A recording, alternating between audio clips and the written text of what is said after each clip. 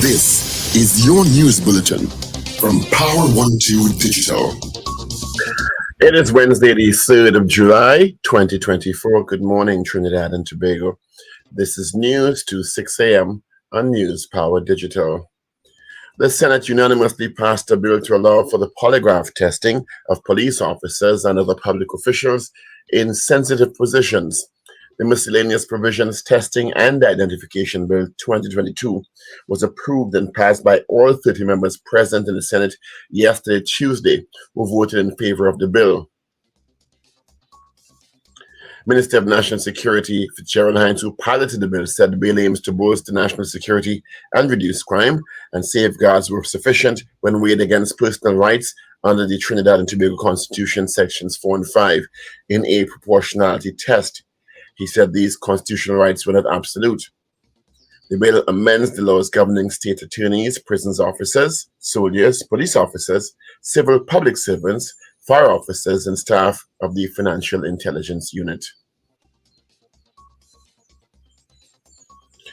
The Trinidad and Tobago government has offered to allow school-age children from the hurricane-ravaged island, which forms part of the Grenada and St. Vincent and the Grenadines, to come to this country if they have family here and stay during the school vacation.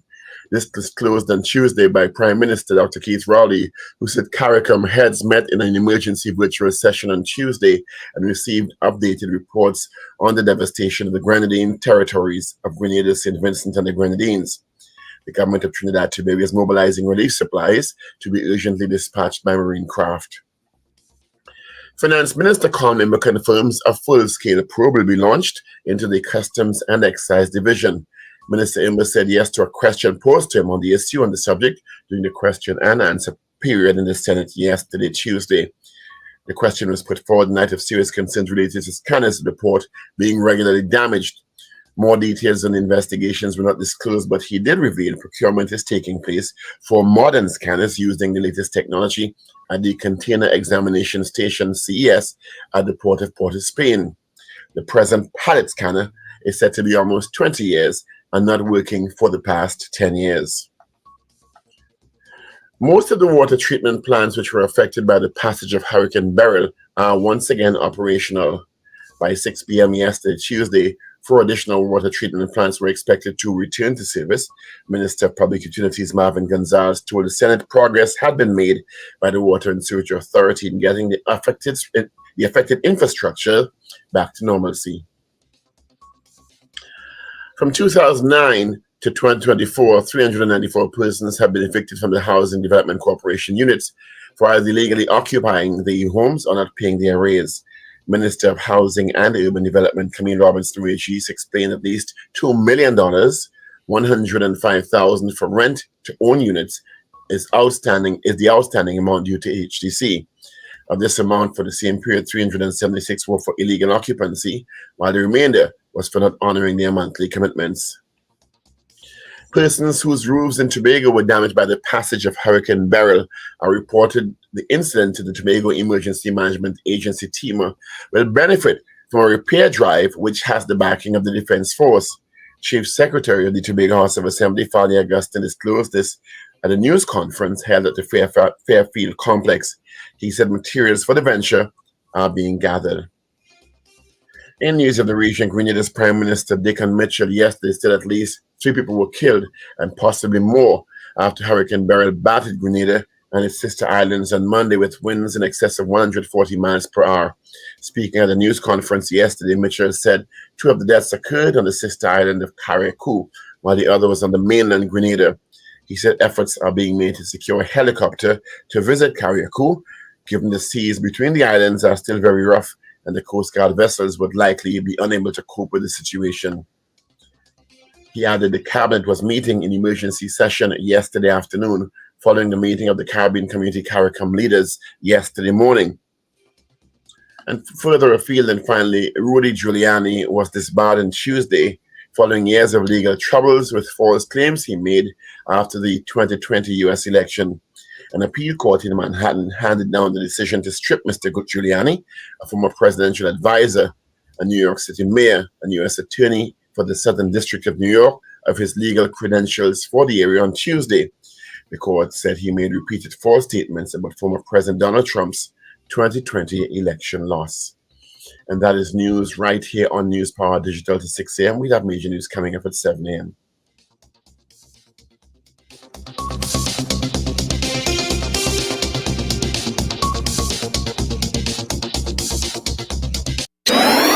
Up to date and credible. Power 102 Digital.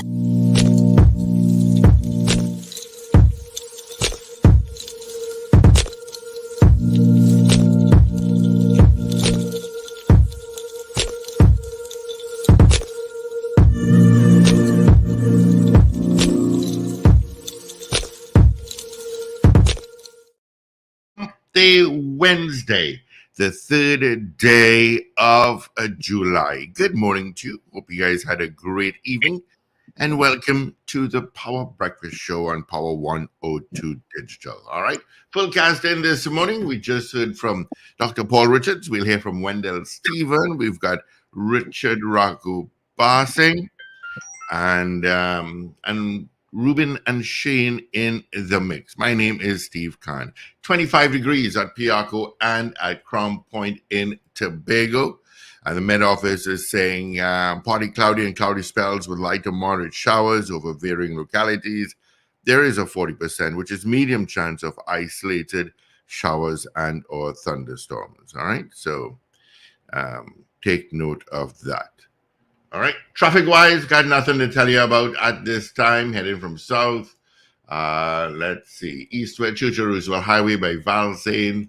You're going to get some volume. There is one accident to tell you about, and it is on the Uriah Butler Highway.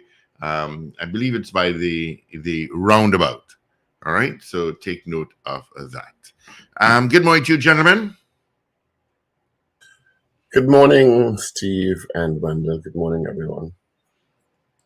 Wendell is on already. Oh, he switched off his camera. Oh, there he is. I'm trying to get my device in my head. Where in the world are you now? Oh God, I'm so not accustomed to these things. Good morning, Steve. Good morning, Paul. Good morning, Richard. Good morning, Trinidad and Tobago, and good morning, listeners and viewers. Are you all hearing me clearly? Yeah. Where in the world are you now? All right. I'm by Tinto. In Canada? by some part of I don't know where you call it, huh? Brampton. Nah, he's not in Brampton anymore. It's not in Brampton anymore? Okay. Yeah. You went for Canada Day. Yes. It was a holiday on Monday. Mm-hmm. Canada Day. Yeah. All right. Make memories, man. Make memories. Yeah. I know this is your part of the globe. Mm-hmm. Yeah. I haven't been there. Anyway, we're here. We have happy to be in the land of the living. Let me see if I have any birthdays actually. But a special good morning to Miss Kezel Jackson, who will be our guest. A lot of people are excited about this morning's program. I read that profile you sent, Paul. It's very impressive. She has a very impressive profile. Yeah, very impressive. Very, very impressive. So we'll get into that in a bit. Happy birthday to Ariel Long Gonzalez, the daughter of my cousin, Miss who is having birthdays today. Hold a second. Yesterday, of course, was the anniversary of the 8th anniversary of the death of former Prime Minister Patrick Manning. He passed on July. I believe it's 8 years already. Yes, it's 8 years already, yeah. Believe it or not, yeah. Time is flying very quickly. It is. All right. Well, let's say good morning to those that are logged on via YouTube and Facebook. DJ Ray. Today is DJ Ray's birthday. All right, and it's coming from Suzanne and his 5 children. So happy birthday to you, DJ Ray out in Delaware. Wendy and James, Oliver Man Warren, Garcilia, Ewan Rajpal, Ray out in West Palm Beach, Florida, John Cato, Boy Badesi, Maria Celia, CJ New York, Marcia Rock in Orlando, Felix Kazo. Good morning to you. Where are you from, Felix? Rena Bodo Jennings, Subhash Mangal, Beefy Smith in Goodwood, Tobago. Special good morning to you and all those in Tobago. Alistair Hart, Josie Richardson, Olivia Rose, good morning to you. Where are you from? Blessed Wednesday to the panel from Tumpuna Road, Arima. All right. Gloria Who's that Gray, from? Who's that from Tumpuna Road there?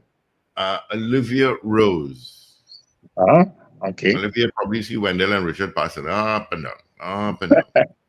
D. Pierre, Brent Sylvester, David Wares and Mrs. Wares, and I hope you enjoyed your dinner, Mrs. Wares. It looked fine for sure. Slick Money Grip, good morning to you. And I did call Gary, Go Baby Go Kameho yesterday. Glad to see him. I did a video call. Carol Guevara, Patricia DeFore, Colin Jack, Shanika York. All right, Shanika. Trinidad Margot, Wayne Ramsey, Cynthia, Aaron. Good morning to you. Oh, a lot of new names coming up this morning. And we have some on WhatsApp as well. Sankofa, Michael out in London, GNC Auto Security.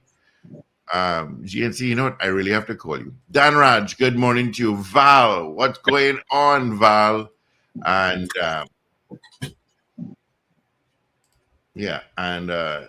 David Nelson, good morning to you. All on WhatsApp at 318-1021.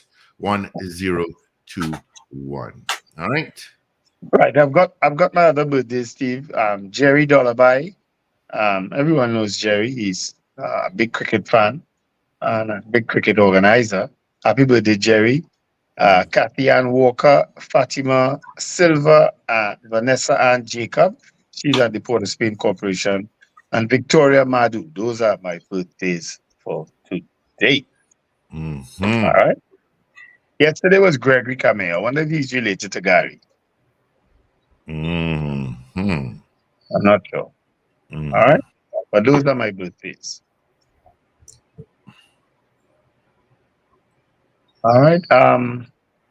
Of course, the hurricane is heading towards Jamaica, I think. Expected to hit Jamaica later on today. Yeah. They would have declared a state of emergency, I think, from 6 o'clock this morning. 6 a.m. to 6 p.m. Yeah. I spoke to my good friend Dervon Malcolm out at Power 106. Remember, we spoke to him a few times out in Jamaica, and he said they're doing the best that they can. It's just to wait and see now. They're kind of scared after seeing the devastation happening up the islands, St. Vincent, Grenada, and Carriacou.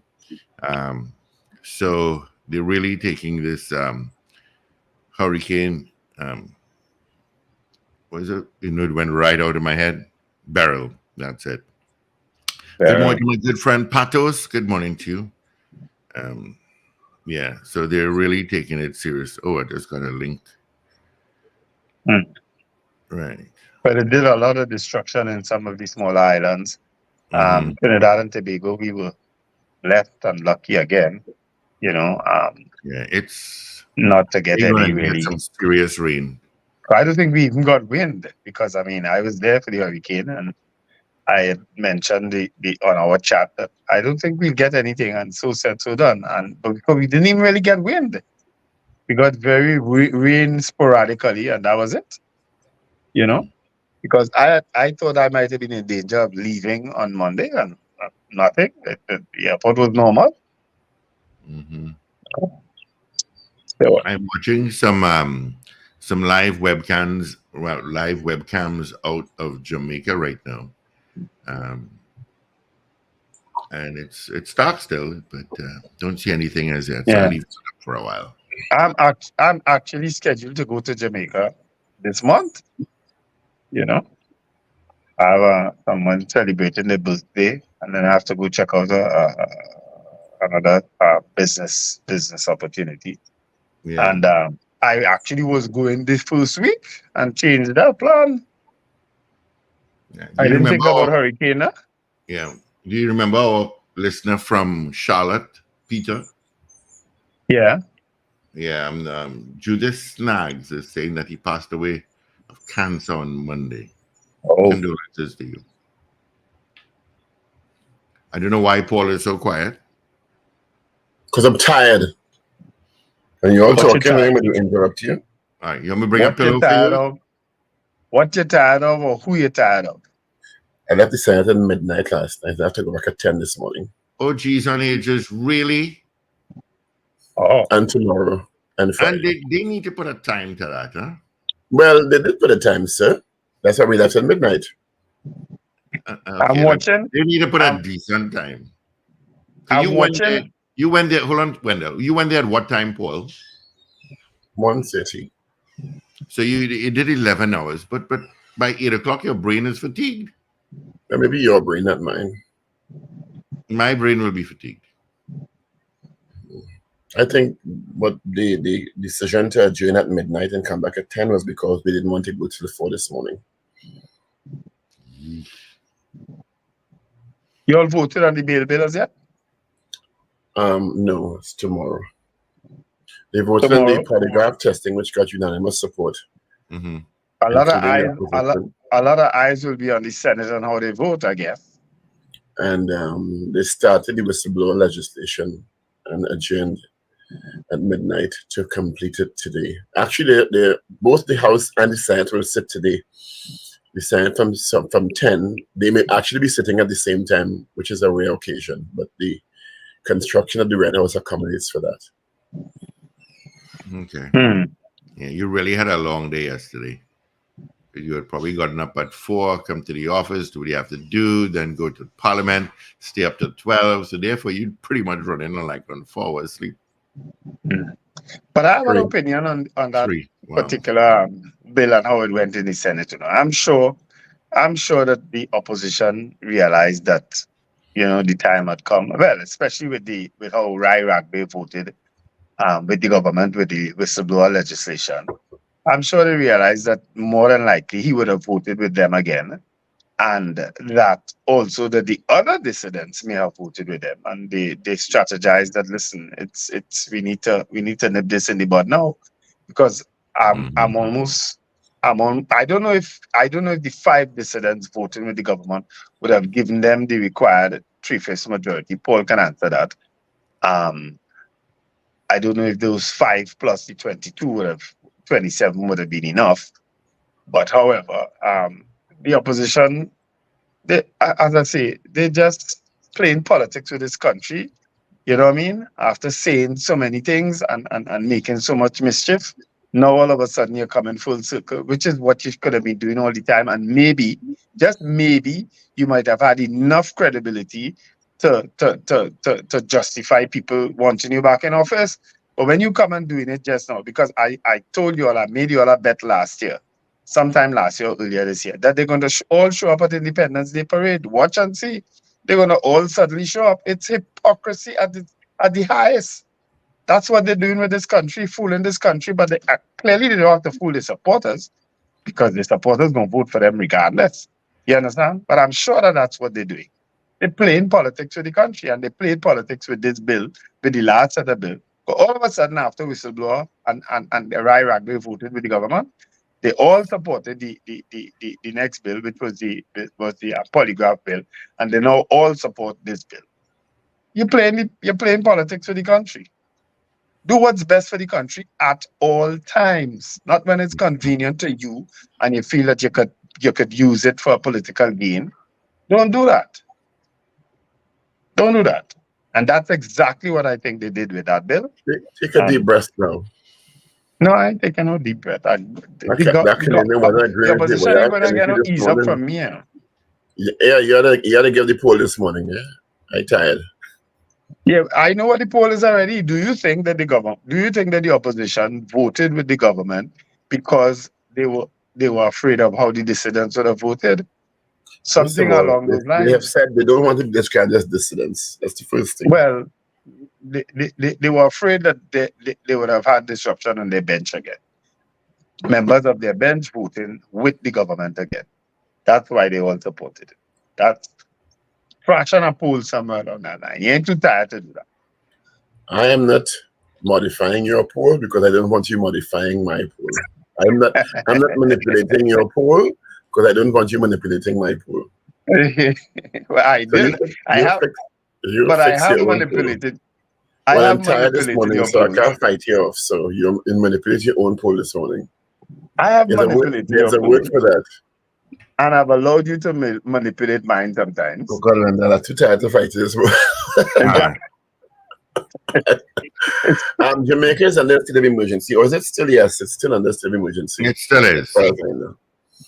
It still is. Hmm. I'm watching the live web. And 3 people are confirmed dead in St. Vincent and the Grenadines. Is it? Yeah. I think Beryl has taken the lives of 6 people.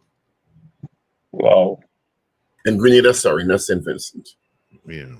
Total. When you said take the lives of 6 people, in what circumstances did they die? I Well, don't know. I don't know. I think it could have been Hurricane drowning. related. It could have been overwhelmed by some debris, Mhm. those sorts of things. Usually Yeah, are what because kills people in a hurricane. Yeah, because I think most people would have seen a video where some galvanized was on the side of the road and some gentleman tried to move it when the winds were passing, and it's galvanized. So a simple thing like that, with wind taking that, could clearly take your life. I guess so. Yeah, could take your life. And then you have one of those big passports, the thick ones. The what? Yeah, You have one of those thick passports.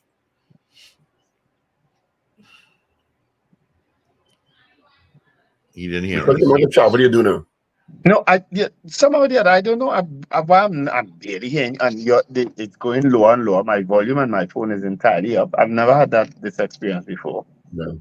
I don't know why. I have a I asked headset. if you had one of those, but if you have one of those thick passports. No, my passport is normal, but it just have barely any room left, and I still have 3 years left on it. So I don't know what I'm gonna do. That answers your Prime question. Minister Dr. Keith Rowley has announced school-aged children from St. Vincent and the Grenadines to come to Trinidad and Tobago if they have family here during the school vacation, based on the devastation on that island, on those islands, I should say. Okay. And of course, Trinidad and Tobago is mobilizing relief supplies to be sent to St. Vincent.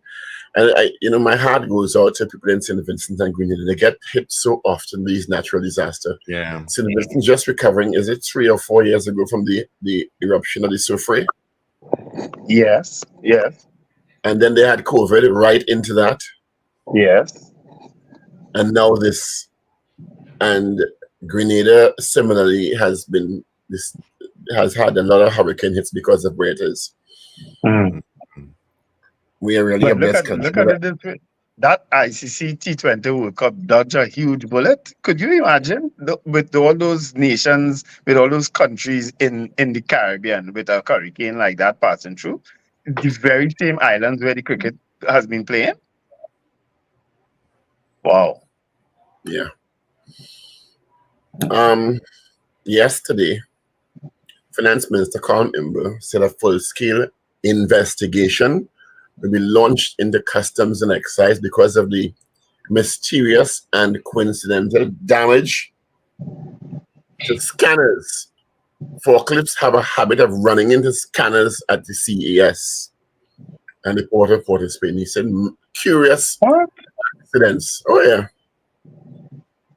The whole, it big like quarter football field, but the scanner always running into the forklift. The forklift always running into the scanner. Mysteriously. It's a scanner running into the forklift because the guy's driving the forklift. No, it wasn't me. And if you see the size of the room, if you've ever been in there, it is a huge warehouse. But somehow, the forklifts that's running into the scanners curiously. Is that so? But some of the other these stories is always, I always have a story to tell that of a personal experience. But there was a few years ago, I imported a television, a 65-inch television set. Whoa. And a forklift drives straight into the television. When they were going to pick it up, it hit straight into the television. You know the ridiculousness of my claim. It was crazy. They said because the TV didn't have insurance, I can't make a claim on it. Well, The last thing you expect. is a fork. Somebody to drive a But they forklift must into your have TV. drunk forklift drivers in the port. Jesus. They buy the There's something license. called a pallet scanner. You know what a pallet is, right? The board thing with the goods on top of it. Oh, Yeah. no. The pallet scanner was 20 years old and had not been working for the last 10 years. And curiously, all of a sudden, since question asking, the process has started to procure a new pallet scanner after 10 years. Forklift are running. Let me tell you something. I've said over and over, the port has perfected the art of corruption. Yeah. Yeah. Okay? Customs and excise. Maybe that should be our poll question. Okay? Mhm. And it's happened for decades in this country. Mhm. Yes. Yes. Mhm. For Preach, decades. brother, preach. Okay? Decades. Yes. No argument there. The No only argument thing that for has me, no. changed, the only thing that has changed on the port is that they're not taking cash. You can actually use your card, but that hasn't changed much. Wendell, please withdraw that statement. They're still You taking mean, cash you alone. mean they're not taking cash for official transactions? Okay. Okay. You need to stop that foolishness. You two Well, all in this fiery business this one is Mike. to talk about they're not taking cash. You know what I mean? Really? At one time, you could only go with cash to clear any goods. You know? And right now, for some transactions, you could only go with cash. What's the point? Oh gosh. You know why it takes so long? So because somebody benefiting, and it is in somebody's interest to continue all the bacchanal in the port. Yeah. Because in addition to letting what they want pass when they want, including guns and ammunition, some of them, the corrupt ones, also get grease hand for some business people to pass through goods and services without attracting what do you call it? Duty. Duty. Okay. I'm couching my words this morning. Yeah. Yeah. Because there are officers. I know allegedly in this. Because there are officers that go to various locations while they offload a container. I leave that right there. They say, don't touch that one. Open that one. Open that one. Sad Do but not true. open that one.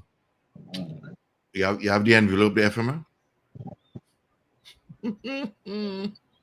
Random. Even that right there. Random checking, they call it. They justify it, you know? Yeah, they say they have experience and they know but of course, to be fair, not all containers and all things are searched at any port in the world. Yeah. But they have this matrix that is used, so there's no which one to search and which one not to search. Paul, it's an international matrix, they'll tell you. International standards. So the finance minister says a full investigation will be launched. Guess what, Minister Ember? My home. Don't waste your time. I always remember the days, Yeah, the early days at the city corporation when they would be doing valuations on buildings and so on. The department was called the City Assessment Department, and there was a position called City Assessor. So this person or this department had the sole responsibility to value your building and what taxes you will pay on your building. Okay? And we in council, who had that eye for figures and so on, would be amazed sometimes at what a value of certain buildings would come up as. And the city assessor way back then would always say, well, under the act, I have the authority to determine that, not the council. The council can't query that. So, of course, we all knew what was taking place, or suspected what was taking place. We didn't know for a fact, but we suspected what was taking place. And that, of course, that department soon went out the door when the property tax thing halted in 2009. You know, the department is still there, but they don't. I don't know how they come up with costs for buildings well, nobody paying any tax now anyway. So it's going to start. It's going to restart at some point in time. You know, and under the act, the city assessor and that department has the sole remit to determine what your building costs and what tax you pay. You understand? There is a formula, but at the end of the day, the person under that act has the authority to decide yea or nay, or how much or how little. Well, let's see how much these whistleblowers and polygraph testing mechanisms will make a difference in terms of people coming forward or people getting poor results and having not to be able to be exposed to sensitive information in situations. Because let me tell you something. I said it last night. Corruption is the single biggest threat to this country's future. Yep. Because it's endemic in everything. It facilitates crime and criminality on the streets. It facilitates, and it's so pervasive. Yeah. It's so pervasive in almost every aspect of life in Trinidad and Tobago. Yes. And it's It's the single biggest threat facing this country. Yeah. I'll tell you, I mean, we say in Trinidad and Tobago because this is where we live and our experience and so on. But corruption is a major thing in a lot of countries too. And when you say that, the difference is in many other countries, if not most, yes, human beings will be corrupt. Adam and Eve, Adam was good. Eve come and hey, and start that you will get back and with Zina and then. Okay, right. But I said as it happened, Adam was there, then Eve came and they sinned. Corruption of the system. Human beings are prone to fallibility, right? Right. The difference in the other countries is that you have a higher potential for getting caught. True. That's the difference. Yeah, please. Nobody ain't catching me. Yeah. Nobody ain't catching me. The Republic agrees, and yes, unfortunately, it's that way. Unfortunately, you know, so if you don't these know mechanisms somebody, will actually help reduce it. It wouldn't eliminate it, but hopefully it will reduce it, and hopefully also bring some people to justice. Yeah. I don't know about the justice partner. Well, it's a whole other Because even, conversation. let's put it this way, Paul. Even in the banks, you know, the banks and them have a culture of when someone is caught doing something that they just either let them repay it and quietly go their way after. They don't ever make it public. Really. No, they don't, because it Very has rare. the potential for them. You know what the bank trades in? The bank trades in trust. Yes. A bank's the trust of the customers in your systems to protect their interest is what the bank really trades in. Yes. So every time those things go public, it has a tendency to erode public trust in the institution, and our banking sector is very competitive. We have about 5 huge banks here. Yes. So if people feel a particular bank, these things are happening over and over, and it becomes public, then is my money safe there? I know of a situation where a friend of mine in a particular very well-known bank discovered her account was significantly less than what it's supposed to be. And what was happening is one of the people in the bank was taking out funds. Every time she made a withdrawal, they put a little more on it, to the tune of about $100 and something thousand. Oh. When she checked, fortunately, she reconciles her accounts every quarter. You understand? She's a businesswoman. She runs a business. And the bank acknowledged the issue. They said yes. They put back the money and they said, we apologize. She said no. She's not just apologizing. And they paid her the equal amount that was thing to keep it quiet. Right. She said, I mean, just taking back my money. She said, you'll have to compensate me for the inconvenience. And they paid her the equal amount of what was discovered in this thing, just to keep it quiet. Well, I have had 3 transactions years ago too on one of my credit cards, because I was actually abroad one time and saw on my credit card, which I check regularly, that a ticket was being bought from my credit card to New York. I said, but New York? I in Miami. Why I didn't buy a ticket to New York? And I queried, and then I realized there were two other transactions. One to buy some sort of tablet, some sort of thing from one of those sites that sell tablets and so on. And another Yeah, right. transaction. It's not you, the blue tablets. Yeah, right. It wasn't you. But you know, gentlemen, as you all brought that up. That's all. Let me finish my story. Oh, Let me sorry. finish, Steve. So there were those three transactions. I reported them to the bank. It was Royal Bank credit card. I reported them to the bank, and they say, okay, this is the process. An investigation will be done, and so on, so on, so on. They took a couple weeks, put back my money, and I never heard anything about it. Who did it? How it happened? Why it happened? Nothing. Yeah. They just put back the money, and that was the end of that. They just get rid of the employee and try to keep it as quiet as possible to preserve their public image. Yeah. No, let me get into my story now. I know a pensioner that had online banking, and she went into the account to do a normal transaction and realized that $120,000 has disappeared. $120,000 disappeared. So they put a hold on the account. She went to the fraud squad 3 months ago, and up to this day, she cannot get her money back. Her account is on hold, and they just keep saying, well, you know, we have to meet on it and get in a whole sort of runaround. She just needs a good lawyer.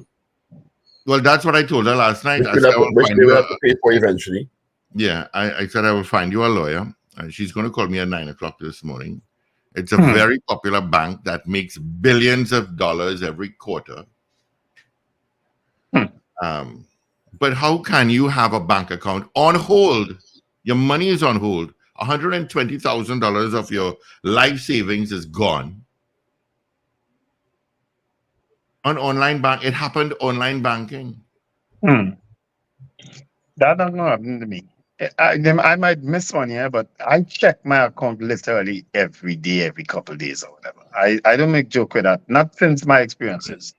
And she said she only goes in really to the account to pay bills on online banking. So pay all the bills from online bank. And that's what she found out. 3 months. Don't call me on this phone. We cannot answer it.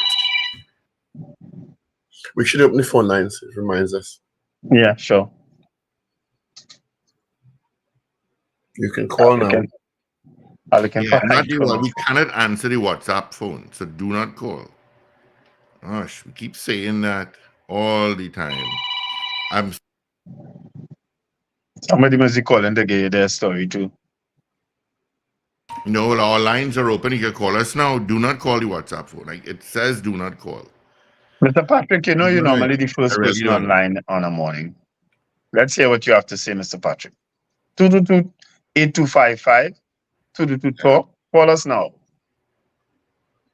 Another potential. Comment. We have a call here. Good morning. Good morning, Paul. Gentlemen, good morning. Morning. Morning, Lincoln.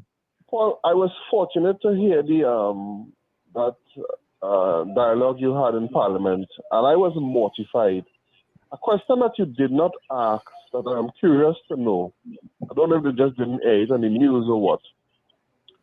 How long ago did the forklift run into the scanner?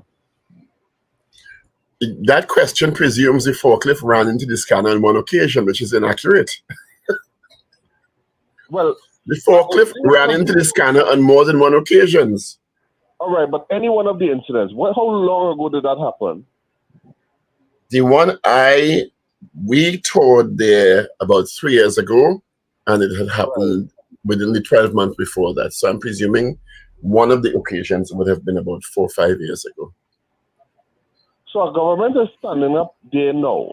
A government whose minister is responsible for the port. The forklift run into the scanner 4 or 5 years ago.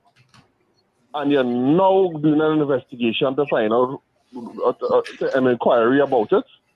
Well, I think to be fair, the customs officials could have made a report and saying they ran an investigation and it was an accident. But when it happens more than once or 3 times, it's no longer to me an accident. But good morning, Richard. And also the issue of the pallet scanner that's there 20 years and 10 years inoperational, and the plethora of other issues related to the operations of the surveillance of the port that have come up over and over again. To me, there seems to be, as the minister, I mean, he was being, what's the word? I don't want to misquote him. Sarcastic. He was being sarcastic because he didn't want to commit to an opinion, and rightly so, because there was no investigation around. He can't do that. But he was being sarcastic about how curious these occurrences were at the port.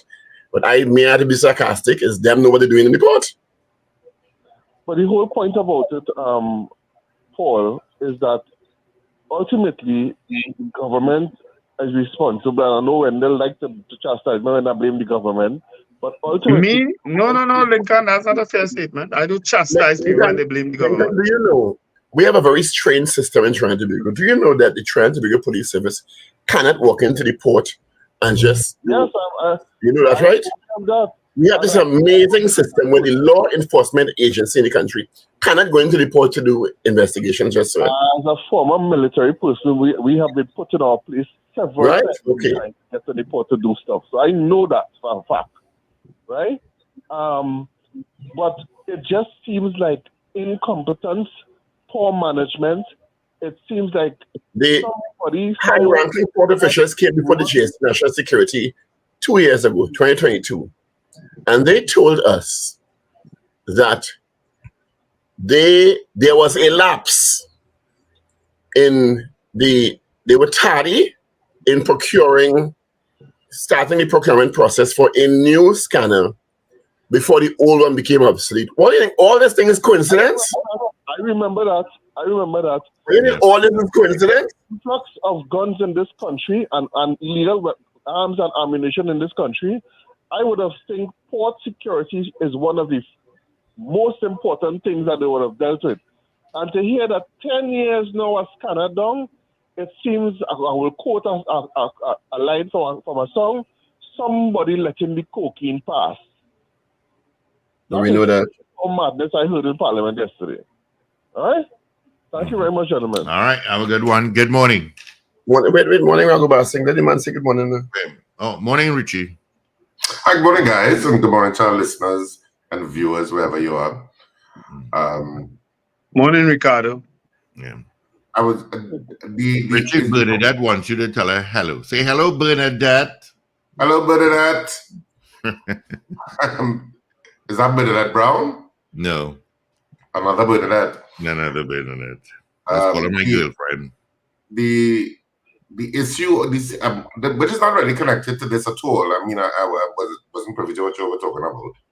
But the issue of the simple things of forms to come into the country, which was supposed, about 5 years ago, they said they were doing away with those forms. And those forms still exist. I don't understand what it is about us deciding to do something and it taking inordinately long to get it done. Richard, Wendell travels frequently. I travel semi-frequently. The only place I had to fill out that form is coming back to Trinidad and Tobago. All right, Wendell? No. Grenada. And Grenada uses our forms, yeah? You know Grenada uses our forms, right? The only place there's work around here, they handle this, because sometimes the non-Trinidadian nationals on the flight, what's that? Yeah. Like, what is that for? Is we have to fill out that paper? What is that? I don't understand. Why is that so difficult to accomplish? Richard Ragoobarsingh, during COVID, when we just started to allow people to travel again, before you came back, there was a system in place by a company that was procured by the Ministry of National Security to allow you to go online and put in all that information, and it worked. Yes. But we did it for the ICC World Cup in 2007, you remember? Because are you Under tired? the then PNM and Martin Joseph, they had put something in place where you didn't have to go through that stress when you came in here. It was specifically done for that World Cup. Somebody, or you want to cancel the contract for printing them forms. That's all you want to do. Somebody making money from printing them forms, you know. Just don't understand it. And I don't understand the immigration line, not the immigration lines. Well, I don't understand that either. I find there should be a quicker method for you to enter, especially as a citizen. But also the issue of wanting to check your bag or not check your bag or go through the green line or the red line. I mean, come on, the vast majority of people are bringing back what? Extra clothes they buy for somebody, sneakers they bring for somebody, what? Yeah. So it has to be that is intelligence driven, that you know that you're going to stop X or Y because something was alerted to you from when that luggage was scanned in the US or wherever they're coming from. Because the luggage is scanned anyway. And sniffed.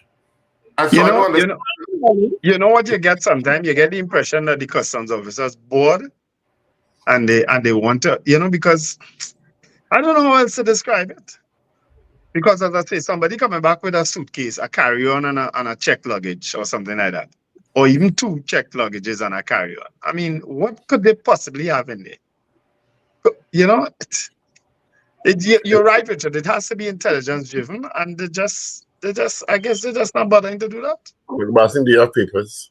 I do actually. Wendell, please refine your poll. Yes, it's either one of 2 polls, Paul. It could either also be that should the government bring back the other bills that the opposition didn't support, and see if they would support it. You have there's a lot of bills that's too nebulous. Yeah, well, all right. So then let's go with the one. Do you believe that the opposition supported this legislation, voted for this bill because of fear of rank on the benches, of members of their benches voting with the government? Yeah. All right, let's get the headlines going. All right, so I will start with the Daily Express for this morning. And the Daily Express this morning, of course, today is July 3rd, 2024. Tomorrow is American Independence. So it's a holiday in America. It's a holiday in America. Yes, it is. So Rowley offers help to families hit by Beryl. Bring your children. That's the headline on the front page of the Daily Express. Relief efforts underway for hurricane ravaged islands. Tenants owe HDC $241 million. That's a sub-headline. The main picture, of course, is the damage from the hurricane, and it's a picture of damage in St. Vincent. And that's it for the front page. And on the back page of the Daily Express, WAF done. TTPFL CEO not reapplying for job. Hood undecided. Novak negotiates first hurdle. That's the main picture. And Turkey edge Australia in Austria. Turkey edge Austria in thriller, and USA eliminated after 1-0 loss to Uruguay. So that's the front and the back page of the Daily Express. Moving on to the Newsday for today. The front page of the Newsday. TT's response to Windward's hurricane disaster. And the headline is, homeless children welcomed. NGOs and chambers collecting supplies, soldiers deployed. All lost. The family surveys their home on Tuesday after it was destroyed by Hurricane Beryl in Otley Hall, St. Vincent. That's the main picture. And Beryl heads to Jamaica. That's the front page of the Newsday. On the back page, Walcott seals Olympic spot. TT's Ahi, Bertrand Warren fall within qualifying quarters as Walcott seals Olympic spot. And World Cup lessons for Windies. So that's it for the front and the back of the main picture on the back page is from the Copa America Group C match on Monday, which Uruguay won 1-0. And on the front page of the Trinidad and Tobago Guardian for today, what did the Guardian go with this morning? I'll tell you. TNT opens door. That's the headline. PM offers refuge for school-aged Beryl victims. Relief on the way for hurricane-hit islands. Devastation in Grenada, and there is a picture of some of the devastation from Beryl in Grenada. And government goes after corrupt public officers. That's on the front page of The Guardian. And on the back page, Voodoo leads under 17s. And the main picture is, again, that match with Uruguay and the USA. So that's it for the 3 dailies this morning. All righty. Thank you, Richard. Let's get the results of our morning poll where we asked you yesterday, should there be mandatory minimum time periods for trials to start and be completed for persons denied bail? That was our poll. The results are in. 100%. Everyone said yes. I tried to refine Wendell's poll. That shouldn't be a difficult job. I have no experience in that area, sir. So You don't need experience in my poll. I don't want. So this is the suggested poll. Do you think the opposition is confident of a unified vote on bills in the parliament? Okay, I'll handle that. I can deal with that. Isn't it put in a neutral manner there? Yeah, it kind of rolls off your tongue too.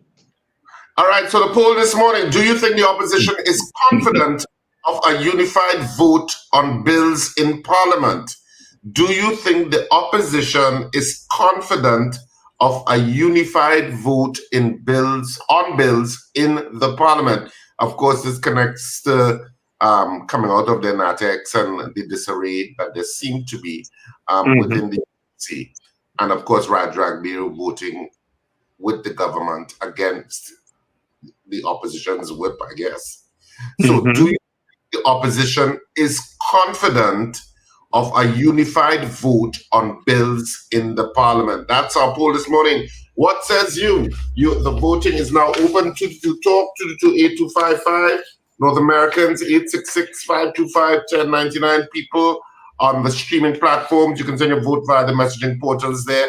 Those of you watching us and listening to us on smart devices or watching us on cable TV on NETV, you can vote also via WhatsApp at 868-318-1021. 318-1021. That's WhatsApp number. We're taking your votes now. Do you think the opposition is confident of a unified vote on bills in Parliament? I would have added, Paul, do you think the opposition is confident of maintaining a unified vote? Well done, Richard. All right, got some answers already. Richard, write, please. I don't have pen and paper. Yeah. Anthony Miguel says no. Boy Badesi says no. Slick Money Grip says no. Julia S. Batiste says no. Let me check what's up here. Captain Ron says no. Danrad says yes. Michael in London is saying happy birthday to Trevor and Arima. Oh, happy birthday to you, Trev. Hope all Happy is birthday, well. Trevor. All right. Let's see. I did Julia. Ish out in Malik says no. David Wares and Mrs. Wares, no. Shuma Paul, no. Reynold Jeffrey, no. Lenora Bowman, no. All right. Do you think the opposition is confident of maintaining a unified vote of bills in Parliament? All right. Yes or no?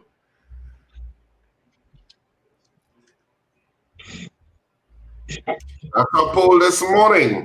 Were they all there for that vote, Paul? They were all Well, there.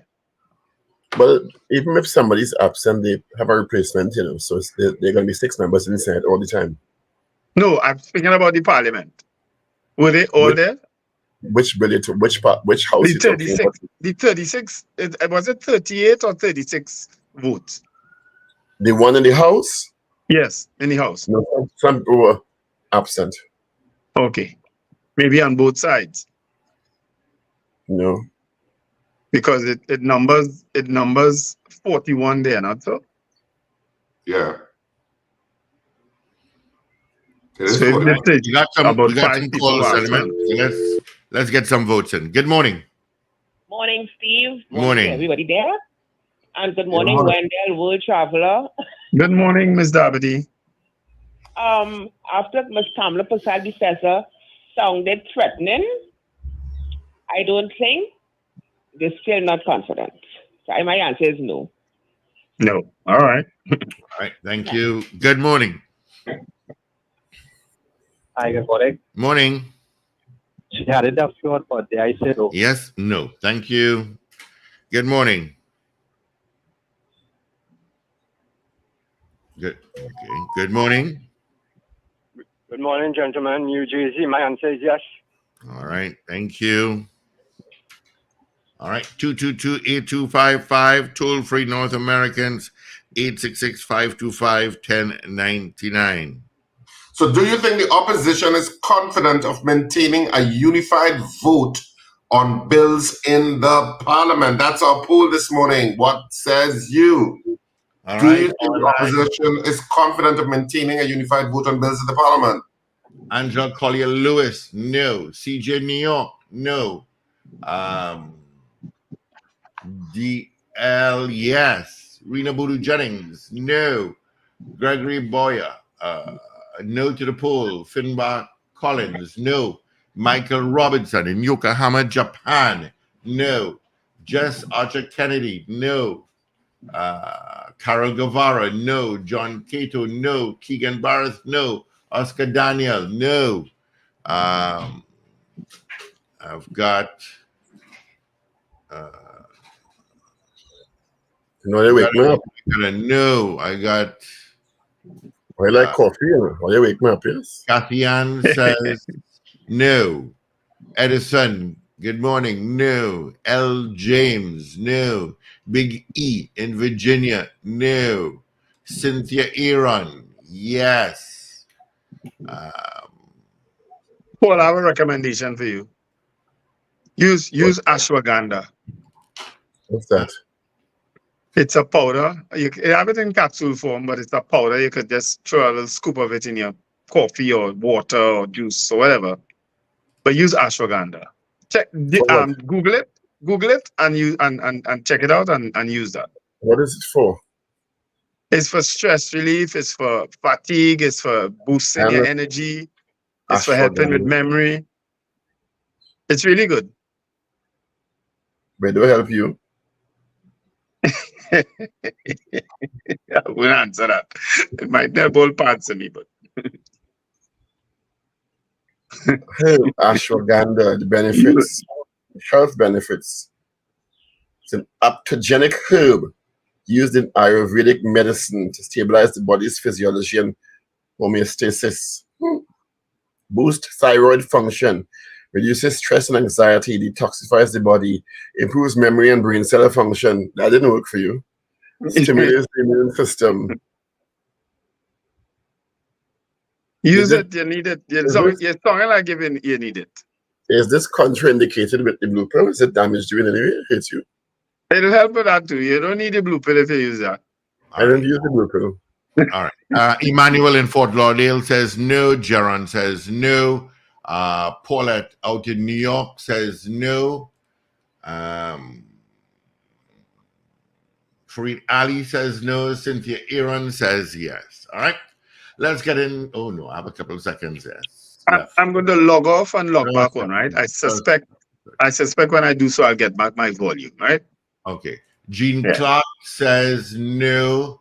Tebu Trini, no. Alistair Hart, no. All right, let's get into our 7 o'clock major news on this, the 3rd day of July. Avison Hill Bab is in. This is your news bulletin, from Power 102 Digital. The Senate unanimously passes a bill to allow for the polygraph testing of police officers and other public employees. Procurement for better scanners at the Port of Spain taking place, but a probe is scheduled to be done. Prime Minister Dr. Keith Rowley invites school-aged children from hurricane-ravaged Grenada and St. Vincent to TNT, and Bahavian government airlifting students from Jamaica. Details in a moment. This is News 7 o'clock on Power 102 Digital. I'm Avril Sintil-Bab. Good morning. The Senate unanimously passed a bill to allow for the polygraph testing of police officers and other public employees in sensitive positions. The Miscellaneous Provisions Testing and Identification Bill 2022 was approved and passed by all 30 members present in the Senate on Tuesday who voted in favor of the bill. The bill allows heads of departments to order the polygraphing of specified officers under certain circumstances and/or their drug testing and collection of their biometric data.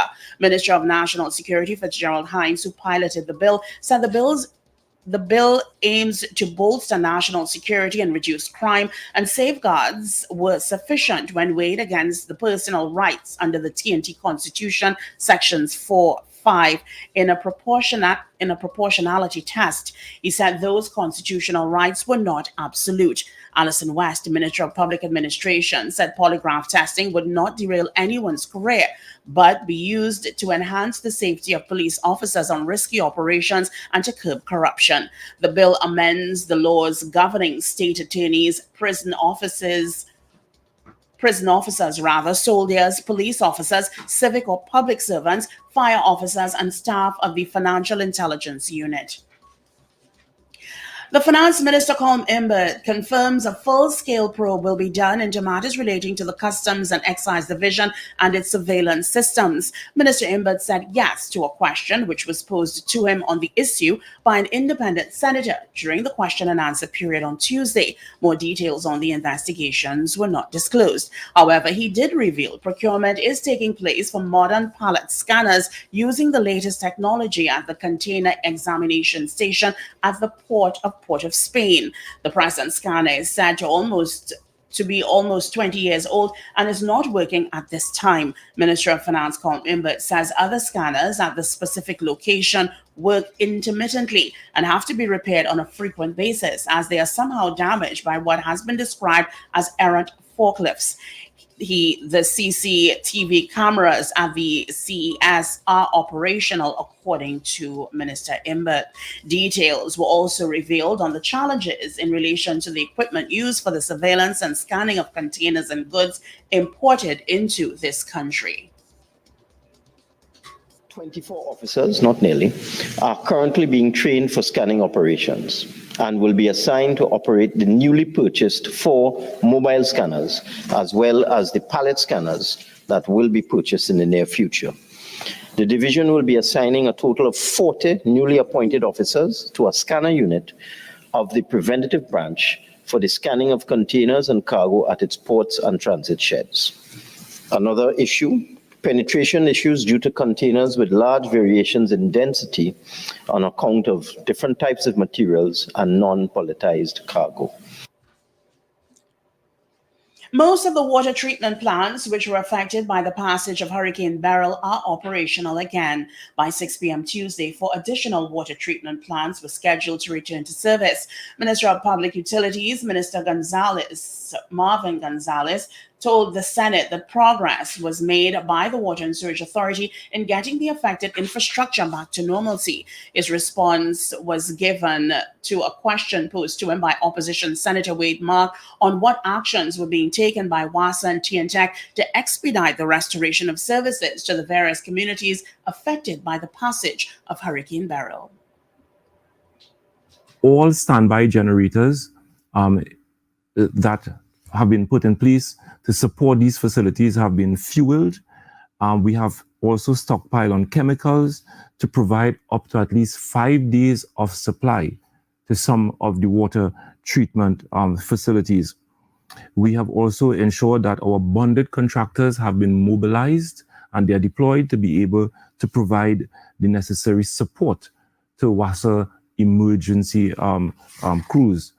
WASA operators have also been monitoring our emergency shelters to ensure that we have a sufficient supply of water in the event that citizens have to report to some of these emergency centers to protect themselves and their families. Commenting on the situation relating to the Trinidad and Tobago Electricity Commission, it was disclosed the utility has restored supply once again to several communities which had outages during the bad weather on Monday. We have ensured that all our emergency vehicles from the Commission are staged at Shore Park in Tobago to ensure that we respond decisively and in a critical manner to any reports of disruption on that part of the island. Crews have been mobilized, they're on standby, rations have been placed in effect to ensure that our crews are taken care of, and we're ensuring that all our private contractors are strategically placed to be able to respond to any reports of disruption. Persons whose roofs in Tobago were damaged by the passage of Hurricane Beryl and reported the incident to the Tobago Emergency Management Agency will benefit from a repair drive, which has the backing of the Defense Force. Chief Secretary of the Tobago House of Assembly, Fali Augustine, disclosed this during a news briefing held at the Fairfield complex. He said material for the venture has been gathered. You are listening to news on Power 102 Digital till 7 o'clock. The Trinidad and Tobago government has offered to allow school-aged children from the hurricane-ravaged islands, which form part of Grenada and St. Vincent and the Grenadines, to come to TNT if they have family here and stay during the school vacation. This was disclosed on Tuesday by Prime Minister Dr. Keith Rowley, who said that CARICOM heads met in a virtual session on Tuesday and received updated reports of the devastation of the Grenadine territories of Grenada and St. Vincent and the Grenadines. The government of Trinidad and Tobago is mobilizing relief supplies to be urgently dispatched by marine crafts. Jamaica Prime Minister Andrew Holness has announced the government and emergency agencies are on high alert as preparations are in place for the possible impact of Hurricane Beryl. We will probably be affected by heavy rains, by flooding. We have seen when we are impacted in this way that some areas have been affected by landslides, which have caused deaths. Because it is a hurricane, we will also have high winds. We could see damage to residential property and to other infrastructure. So we have to be prepared for that. Meanwhile, the government of the Bahamas is airlifting its students currently in Jamaica ahead of Hurricane Beryl, which is set to begin impacting the island today. According to a statement from the country's Ministry of Foreign Affairs, Consul General Alvita Knight has been instructed to advise students who wish to leave in the face of the approaching hurricane that a 50-seater Bahamas Air aircraft is being sent to the Norman Manley International Airport in Kingston. Well, it was supposed to be sent yesterday afternoon. Well, finally, let's find out what our weather is going to be like for the period today until midnight. Trinidad and Tobago, more rain today. Partly cloudy to cloudy spells with light to moderate showers over varying localities. There's a medium chance of isolated heavy showers or thunderstorms. Nighttime, mostly fair despite isolated showers. Gusty winds and street or flash flooding may occur in or near heavy showers or thunderstorms. Look out for a forecast maximum temperature of 32 degrees Celsius at Piarco International Airport and 31 degrees Celsius at Crown Point in Tobago. Currently, it's 25 degrees Celsius at Piarco and 26 degrees Celsius at Crown Point. Recapping your headlines to 7 o'clock. The Senate unanimously passes a bill to allow for the polygraph testing of police officers and other public employees. Procurement for better scanners at the Port of Spain taking place, but a probe will be done. Prime Minister Dr. Keith Rowley invites school-aged children from hurricane-ravaged Grenada and St. Vincent to TNT, and Bahamian government airlifting students from Jamaica. I'm Avril Sintil-Bab. That was news to 7 o'clock on Power 102 Digital. Look out for more news in detail at 12 noon and an update at 8 o'clock this morning. For more details, log on to power102fm.com.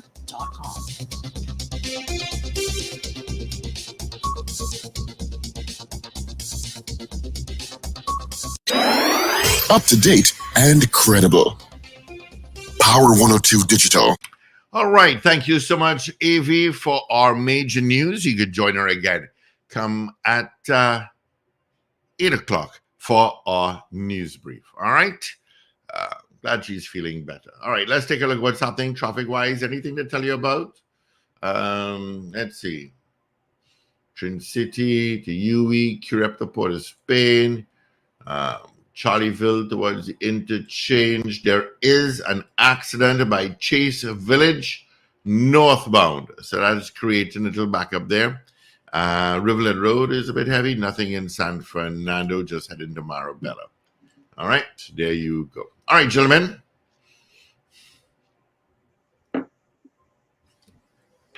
All right, let me wheel and come again. All right, gentlemen. All right, so our poll this morning, well, you're not giving me any additional votes, Steve? I'm checking it actually as we speak. I just got Beauty Culture saying no. Yep, that's it. Is he muted? All right, so our poll this morning, could you put back on the poll, please, Paul? I didn't mark it down. All right, so our poll, you're muted, Paul. All right, so our poll this morning, do you think the opposition is confident of maintaining a unified vote on bills in the parliament? So we had 41 people voting on the poll this morning, and of the 41 people, 36 of you said no. 36 of you said no, and 5 of you said yes. So the vast majority of voters were negative about this poll. They do not think that the opposition is confident of maintaining a unified vote on bills in the parliament. So 36 people said no, 5 people said yes. Of course, you can continue to vote on this poll throughout the day and through all programming, and we'll give you the final result tomorrow morning, which will be Thursday. And you know, a smile comes on our face as we head towards the weekend. Right. Oh, yes. Let's welcome our guest to the Power Breakfast Show. Richard, I'm hearing you clearly, but I'm not hearing Steve clearly. He's coming across garbled. Okay, Kezel Jackson, also known as Kezel Jackson Cruikshank, is the chairman and CEO of Global Asset Management. She's an educator, a head deputy political leader, political advisor, strategist, guidance counselor, marketing, film director, producer, actor, entrepreneur, poet, and teacher. She's also the former principal of Pre-University College of Further Education and former tutor at University of the West Indies in psychology, sociology, and Caribbean studies.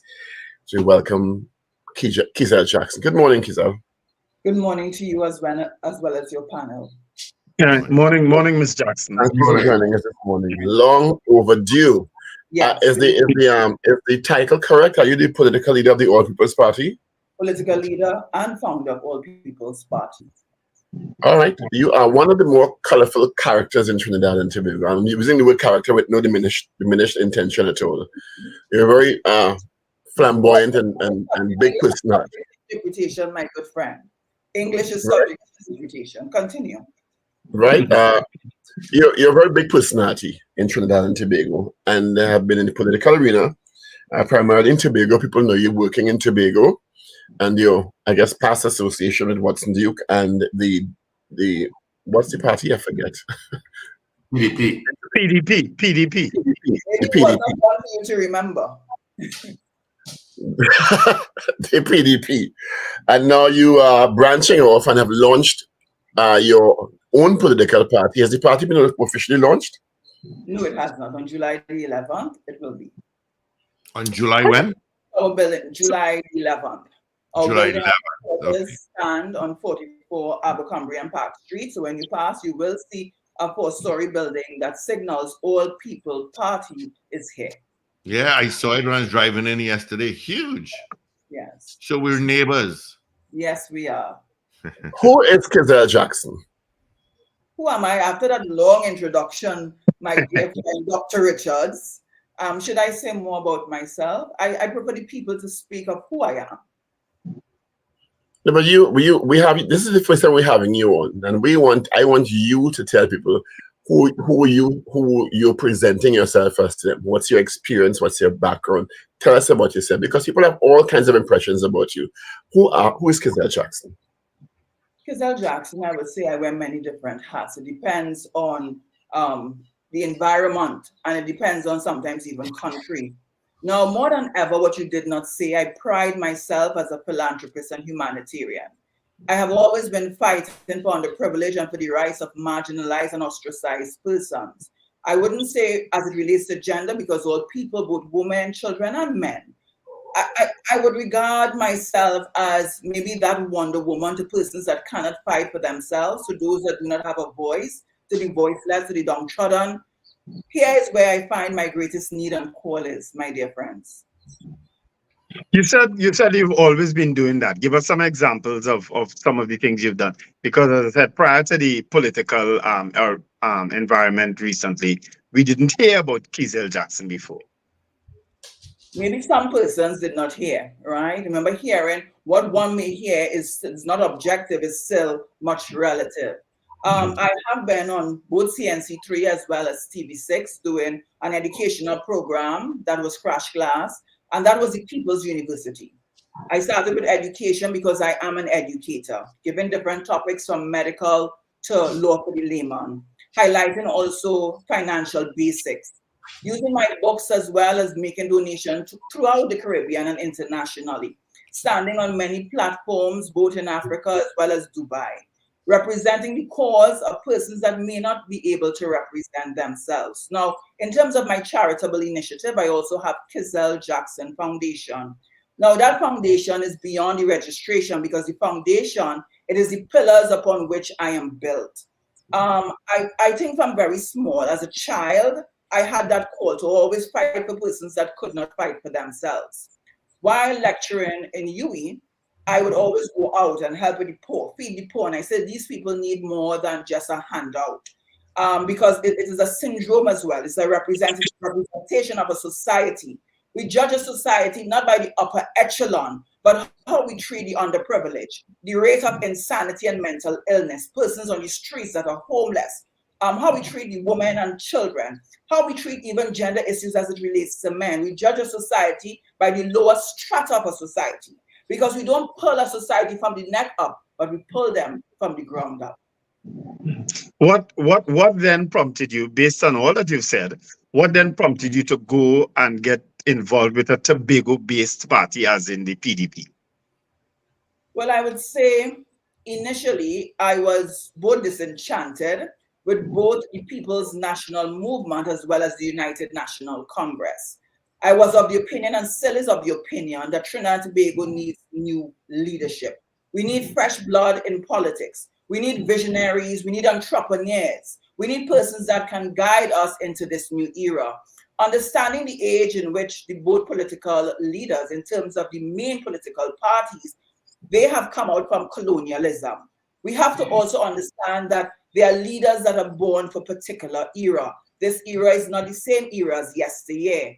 Now, understanding that there was a growing disconnect with the leadership that seems very aloof and the ground people, being on the ground practically every week, hearing the calls for help and the cries for help increasing, and almost feeling powerless. Now, some person will say, you have done great, Kezel. But when your numbers are far beyond your reach, then you feel a sense of dissatisfaction. You feel a sense of failure. During COVID, I asked myself, Kezel, what more can I really do? I wasn't interested in politics. I was a political writer for many years, writing many political speeches. But I was not interested in frontline politics, also being a political advisor to two persons within CARICOM, one opposition and one leader. I said frontline politics is not for me. Yeah? And then I say, if not you, then who? If not now, then when? So in that desire to do more to help persons that need that help, I said, Kezel, it's time for you to take the next step. I think I could have read in your profile, Ms. Jackson, about your association with the PNM. I don't know if I read that right. Were you involved with the PNM? I was not involved in frontline politics with no party. Okay. Yeah. All right. I would have read that. I found you to be quite resilient. Recently, you went through quite a bit of public exposure. I'm using the word figuratively and literally in a very, I would say, a very embarrassing situation. How did you navigate what clearly would have been a very difficult time for you with that level of public exposure, not in the most positive light? I would add to that, my goodly friend. I was a victim of emotional malice. But as karma says, you don't get served, you get served what you deserve. You don't choose what is on your menu. Now, when you play with mud, expect mud to get on you. When you play with fire, expect to get burned. So sometimes, even as persons, we are all to understand that there are repercussions towards our action. I have received all of them. Now, I've used my calamity. I have used my adversity for an opportunity. I am a born fighter. I fight through even the perils of my own personal disaster. Standing for whom? For those persons, because my friends on this panel, allow me to speak openly. We are all humans, and as humans, we will express our humanness from time to time. I do not and will never present myself as no political messiah, as no prophet, but rather as an imperfect person with perfect intentions for a country that I love dearly, for my people that I think I would even die for. Now, using my experience is also breeding the experience of many others, from the past to present to future. And if they use that as a catalyst, as a guide to which even disasters may come, but you continue to stand. You continue to fight. Every mountain starts with one step. Continue to climb. There are some days that may not be good days, but continue to fight. Something you're not even fighting for yourself. You're fighting for the person that is looking for the hope in you. Yes. That Do you particular think incident that affects your brand as a political leader and party in any way? Yes, it did affect it. I would say that. To say no would be ignorant of me, but both positively and negatively. I would say why. As you started your conversation, you said much was not known about Kezel prior to this incident. So this incident allowed, because Trinidad, we have to understand the psychology of our people. Our people start to say, not all of them, but some of them, we are rooted in bacchanal. We are rooted in party and partisan and confusion politics. We are rooted in mudslinging. So things like these, guess what? It will be front burner issues. It will be the most talked about issues. Kezel for years fighting for poor people. Kezel for years going into communities to educate. Kezel for years funding different groups. Kezel for years promoting culture in terms of our local art form. Kezel for years doing these things, did not receive that recognition. But Kezel being a victim of emotional malice, picture portrayed via social media, not that I sent out anything to anyone because people did not know the backstory, to which I do not wish to get involved in at this present moment. But that is the Kezel that they choose to know at that time. Then I used that platform and I said, all right, they know me now, or they think they know me now. I will reintroduce myself. Who is Kezel Jackson?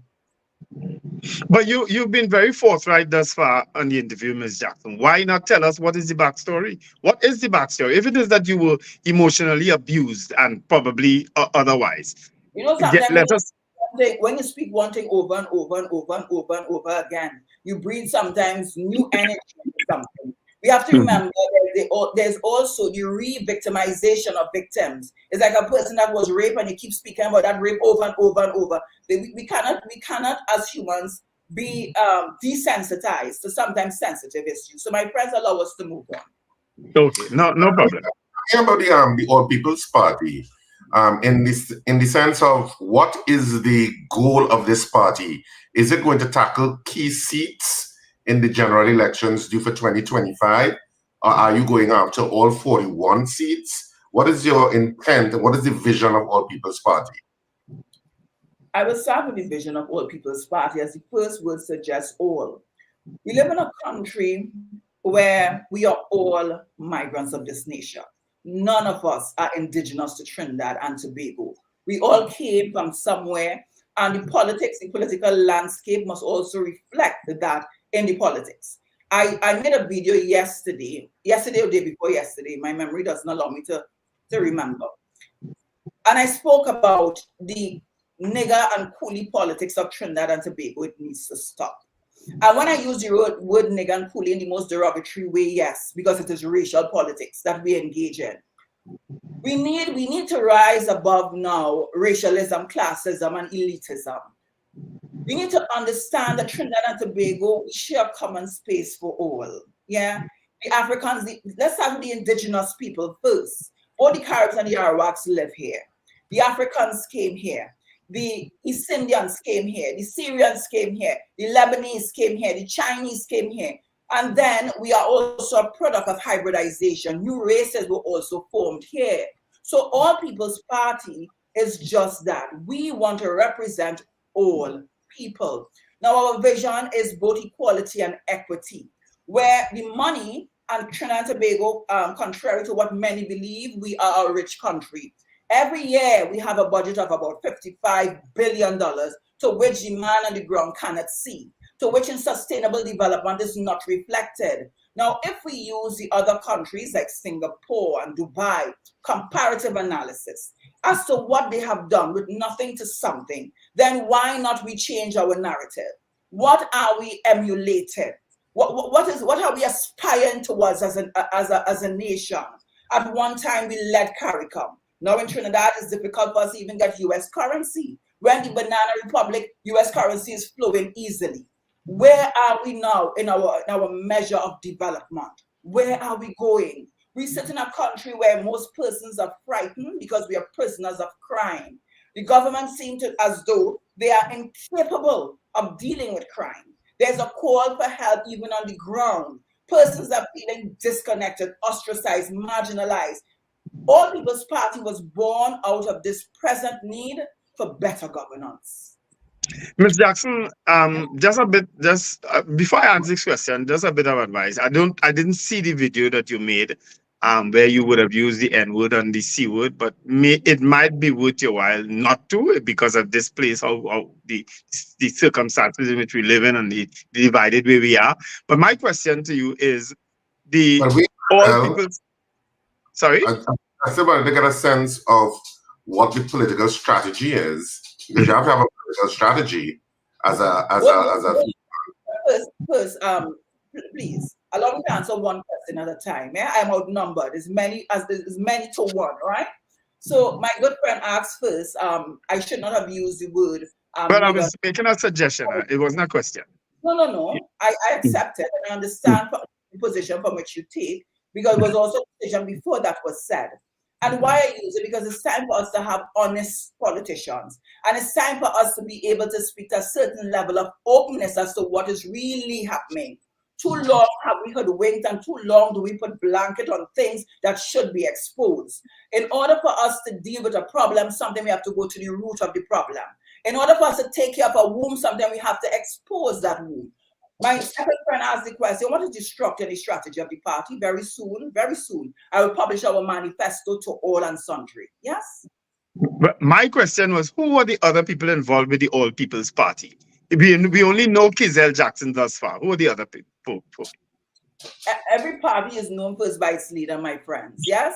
To judge a party, Mr. Brian states to say you only know the party by Kezel Jackson, the party has not been officially launched. So all in due time. Yes? All in due time. So we'll know by July 11, sorry, who are the other people involved with All People's Party. You will know some of the others. Yes. Fine. No problem. Kezel Jackson, is the party self-funded or do you have financiers?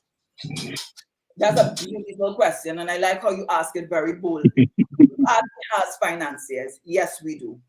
Would you care to disclose those financiers for us? Both local and international financiers that will be back in All People's Party, all in time, because I want to lead a different type of politics. So yes, they will be known to you. So will they be known by the launch of the party? Because you see, you're proposing a different kind of politics. And one of the important part of any political party coming onto the scene in Trinidad and Tobago, given what we've seen in the past, and allegations of patrimony in some parties when they get into power or when they are in power, is the issue of financiers expecting to get their take once the party gets into power. So transparency is very important for political parties, particularly where the financing is concerned. To say that one gives something for nothing is all an illusion. So I don't wish to engage in illusionary conversations and to continue narratives that is not true. Now, is what it is they want, is what it is persons want. And I will also speak about that in the days to come. What do we really want? What are we really fighting for? Is it for the treasury or is it for the treasure? We will discuss it. We have many interviews to come. What seat will Kezel Jackson fight for the upcoming general elections? Soon to be announced as well. Well, we're on the interview now. We can't keep going through the interview. It's soon to be announced, soon to be announced. You have to share something with us because, I mean... People say when you rush the brush, sometimes you get dabbed. Sometimes the wine is better when it is cured, my good friend. That may be well and good, but our objective here is to share with our audience and give an equal platform to as many political entities, the established ones, the new ones, which we've tried to do in a very egalitarian manner at all times. When we have principles on from political parties, particularly the new one, it is our responsibility to ask questions on behalf of the audience who want the answers. They want to know what they're getting into if they decide to put their support behind this political party and this political leader. So it's important that we get that kind of information. The information can only be retrieved, and it is also my right to speak when I need to speak as well. But the information will be given to the people all in time. Now, sometimes we have breach and we have premature birth, and sometimes when leaders speak before time, words cannot be taken back. So I choose to hold my tongue until due time. Fair enough. No problem. No problem. You are well, we'll try and run in launch, but is it that you intend to contest all 41 seats? So what you're really asking is my political strategy. Is it that I'm going for the marginal seats in Trinidad and Tobago? Is it that I have representation for all of the electorate? My party says it all in its name, so I will just answer that one question. All People's Party is not some people's party. So yes, we will be representing all constituencies, all 41. Are you open to political accommodations with existing parties if they so offer, or is that part of your potential approach? My political ideology has not changed, and I cannot see it changing within the near future. Now, my dear friends, and this is where some of the new political parties, there's a level of ambiguity. Because if I am saying I am against both the red and the yellow, then how can I mix those colors? You know, black and white are non-colors, but they are the base of all colors. To say that I'm going to make any amalgamation with any party would be erroneous. Because what I'm fighting for is something that the both parties have never done. They are but this one coin and different sides. So to see a coalition, none will happen. The people who want change, the people who want better leadership, the people who want to give Trinidad a chance, because we are dying. We are dying of the oxygen of this nation, the oxygen of desire and passion, and we need us to come forward. Stop the bullying and stop everybody sitting down, all the political gurus sitting down in positions and speak about a country. It's time for us to come forward and say this country belongs to all of us. Time for us to fight for it. So yes, All People's Party will be just that, representing all constituencies. So I'm assuming you would have made that clarion call, Ms. Jackson. Is it then that you've asked for people to be who are interested in offering themselves to the different constituencies? Even prior to the launch, persons have been coming forward. Persons have been coming forward saying, yes, we want a better Trinidad in terms of their vision. You know something? This is one thing I want to mention before we close. If you are a doctor, you need to have certain qualifications. If you're a lawyer, you need to have certain qualifications. In any form of business, and especially, you need to have certain qualifications. But today, we see politicians just jumping out, persons just jumping out. If we can judge our leaders based on their qualifications, are they really qualified to lead? What is the measure for which we measure our politicians? Yeah. What is the guide? What have they been doing before politics? Who were they before they even come forward on these platforms to represent a community and then represent by and large a country? Yeah. Who was the microcosm of the organism? These are some of the questions that now the regular John and Jane Trinidadian need to ask themselves. Now, if we want better leadership, we need to make better choices as who we put there to lead us. We need to stop buying into the party politics and the rum and bar politics. That we hear a good song and we hear a mantra and a manifesto and we say, great is this one and rise with this one. Yes, not really understanding what is their real agenda. Even in the evaluation of who we look at in terms of representation, it is by far more than just people following. Because sometimes politicians just look at the number, the algorithms, to see, okay, do you have the ability to lead? Will people follow you? But it's more than following you. It's also an ideology, a collective consciousness that must come with it. Are you open to taking calls, Ms. Jackson? Oh, yes, I am. Because Jackson, in Trinidad and Tobago, there are about 128 registered political parties, some of them in abeyance. And many of the political parties and new political parties come preaching this new politics, this new way of doing things. A new era of politics is born. We will change it. We will make it equal for all the people of Trinidad and Tobago. It's like a poem I can recite. And then they go in, and this is not meant to diminish your efforts in any way. I just want to put that out there. But it's a fact. And the last election, I think there were 22 parties that contested the election. It came back down to the People's National Movement and the United National Congress in large. In the local government election, the NTA made some inroads in terms of getting some votes. Did they get any actual of the seats in the regional corporations, Wendell? But they got they got an alderman in Digamati. They didn't get a seat. Right, but they got some. They made some significant inroads in some of the areas, right? But it still came down to the PNM and the UNC, and despite what many new political parties, with all the good intentions, proffer and promise, the population doesn't respond because the population is accustomed to hearing this. So the question is, what's going to make the difference with the All People's Party and Kezel Jackson? I first want to answer. There are many questions that I hear, but I am in agreement with you, Dr. Richards. But first, allow me to speak about the bipartisan to which you are referring. In 1954, we had what you call the People Democratic Party, another PDP. That was led by, I think it was Badesi Maraj.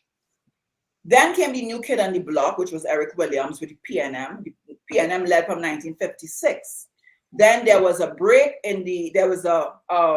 of the PDP, which is I repeat that again, the People's Democratic Party led by Maraj. And we had the formation of the DLP, the Democratic Labour Party. That was led by Rudranath Kapildu. We have an evolution and revolution that takes place. Now, to say that is bipartisan, sometimes we have a break and a split in one to create another. Everything that can be created can be formed, and it's always formed from nothing into something. The UNC was never there. So we had initially the PDP, which was the People Democratic Party. We had the DLP, the Democratic Labour Party. We had the ULP, the ULF, United Labour Front, and then later the UNC. Then we had also COP, we had amalgamation, we had different formations. So Trinidad and Tobago, to really understand the full narrative, we are not bipartisan in party, we may be bipartisan in government, because we inherit that Westminster model. That is the ruling party and the opposition. That is the first past the post, winner takes all, as opposed to proportional representation. However, in terms of a third party, third parties need to understand that this is not a political sprint. If you're going into the climate for a political sprint, then by all means, desist. This is a political marathon. We have to be able to run with a level of sustainability and resilience. In order for change to happen, the change must first start with our mentality, to understand the psychographics as well as the demographics and the geographics of Trinidad and Tobago. In order to recondition what is already conditioned, it starts with a trickle. Now, I use my platform to predominantly educate. Now, some people may laugh, but in the essence of my narrative is one that continuously begins to plant seeds. I see myself as a farmer, planting seeds in the minds of people. So that change that we are aiming for is a political change, is a political paradigm shift that we need to happen. But it will take a level of endurance. in order for us to recondition what has been classically conditioned. Are you ready to take some calls? I am ready. Excellent. Yeah. I'm looking forward to the launch, and at the launch on the 11th of July, will you be presenting the other members of the significant participants? Definitely, I will be. All right. Let me take your call. Let's grab them. 28285. Good morning.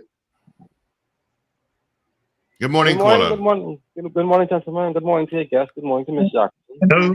Let me see. Hello. Yes, go ahead. Good morning to your guest, Miss Jackson. I am. For the folks sending me messages on my phone, I'm using my phone to do. All right. Go ahead, caller. Yes, I am of the view that third parties in this country, they don't stand a chance because of our adversarial nature. Now, I want to ask Ms. Jackson, what does she want to see change in terms of the Constitution? Because what you are talking about here in terms of the construct of our Constitution, it still gives the powers to the Prime Minister to pick his or her team. So you ask about persons being qualified, and what would they qualify in? Our Constitution is constructed in a way where the Prime Minister have the power to pick his or her team. And unless that change, it is going to remain like that. So if you win, for example, you will have that power because you are still following the Constitution, the model that we have there. Unless that change, then we're talking about real change. That is one. Number two, in terms of moving forward as an organization, I am of the view that third parties should be more of a lobby group in terms of society, where you should be able to move people in terms of bringing about change. Because what we have seen in 2007, after COP got 151,000 votes, there were no other third party in the country that was able to amass that amount of votes. And the COP lost that opportunity to bring out serious change in terms of where you could have moved up and down and get changes to legislations and get things effective and work in a timely manner. I want you to answer those two questions. I have others on the ball. Give other people a chance. Thank you, caller. Thank you for being so kind. The first question he asked about constitutional reform. For constitutional reform to be had, we need majority. That's the first step. And yes, I am in agreement. It's time for us to move away from the monolithic leadership, and we need constitutional reform. I am in agreement with that. The second question that he was asking, I'm not sure what he was asking because it was a series of thoughts, floating thoughts. So he said that the third parties, you're speaking about making reference to CUP and third parties, and maybe it's survival. We have to also... Yes, Are please. you suggesting that third parties should be more like lobby groups? Yeah. I understand his position, and we also have to learn from the past. If we don't learn from the past, we will make the errors in the future. So yes, we have to analyze, which we have been analyzing, what has been happening. What is the psychology and sociology behind the third party? Why the third party sometimes does not stand or doesn't evolve? Yeah. So I understand his position in terms of the lobbying group. Do they really have the power to effect change? No. I have been lobbying, I have been working as an activist, I have been as a humanitarian, a philanthropist, but can that really initiate the real change that we are requesting? And the answer to that in this country, understanding the culture of this country, is also no. All right, so we're still taking your calls. 222 Talk, 222-8255.